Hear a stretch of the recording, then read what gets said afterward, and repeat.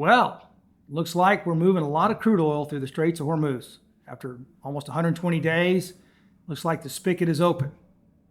Or is it really? So the President of the United States said 2 days ago, we just moved the largest amount of crude oil out of the Strait of Hormuz in record. Didn't turn out to be accurate. There were several reports that said there's actually been as much as almost 22 million barrels a day previously to the Strait of Hormuz. But let's break that down, what it really means. Okay, for one, the absolute urgency, the absolute paramount piece of news is not the status of the war, not the damage to the country, not what's going on with the people in Iran, is the Strait of Hormuz actually flowing crude oil outbound from the Middle East oil supply to all the end users all over the world. Now let's put this in numerical connotation for you, all right? The globe currently uses 104 million barrels of crude oil per day. Let's assume that day before yesterday, 19.1 million barrels moved through the strait.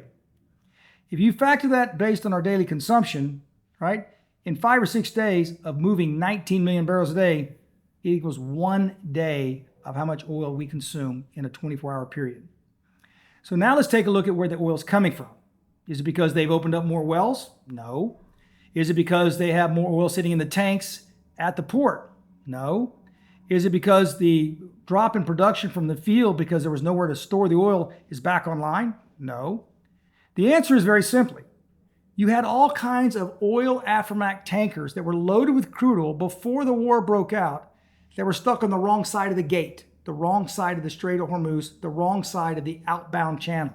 Those vessels have been sitting there for 90 days, almost 120 days, waiting, fully loaded with oil for safety or at least military patrol or guidance to get through the strait. The main body of the strait's not open, it's full of mines. It's that narrow pathway that they're taking to get that oil outbound. So the priority was, forget the cargo ships with toys and trinkets and other things being exported out of the Middle East. We have to have crude oil. So here we've had a complete deficiency of supply for almost 4 months. Probably what I measure in the tune of 1.2 to 1.5 billion barrels of supply that was missing as a result the Strait of Hormuz shut in. So everybody dug into their safety account box, they dug into their strategic reserves, they dug into all their pipelines and storage all over the world and said, dump all the oil into the market you can so we can suppress crude oil prices before it goes to $150 to $200 a barrel. Well, they did that, and it was a great thing. We had oil level off at about 110, and now today we're backtracking to about $70.50. 2 reasons that's happening. I'll cover that later. Today, I want to measure the reality of what's taking place in the strait. It is not 19 billion barrels of oil being produced. It is not 19 million barrels sitting in storage tanks ready to go out. It literally is oil that was on the tankers before the war started saying, finally, the gate, it's like being in prison. Finally, the gate is open. Let's get out of here. Let's take our oil. Let's get it to our final destination. That way we can finally get a turnaround on the cargo that we have had loaded for now 4 months.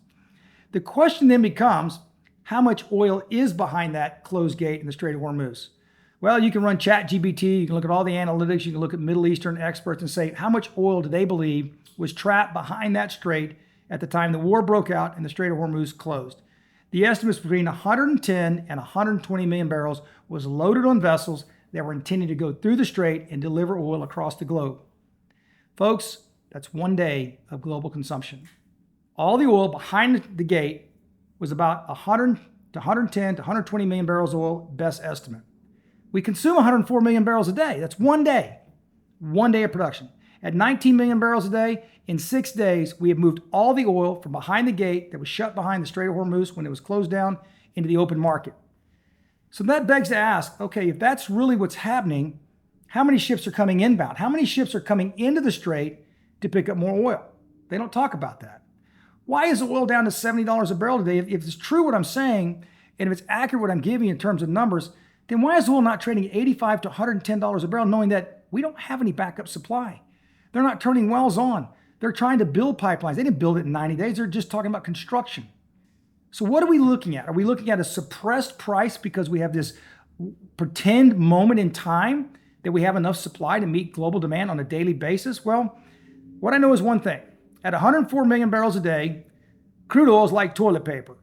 When it's burned, it's never to be around again. Once toilet paper is used, it's not recyclable.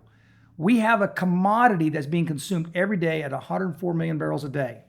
We have a massive supply chain derailment to the tune of about 1.2 to 1.5 billion barrels in supply.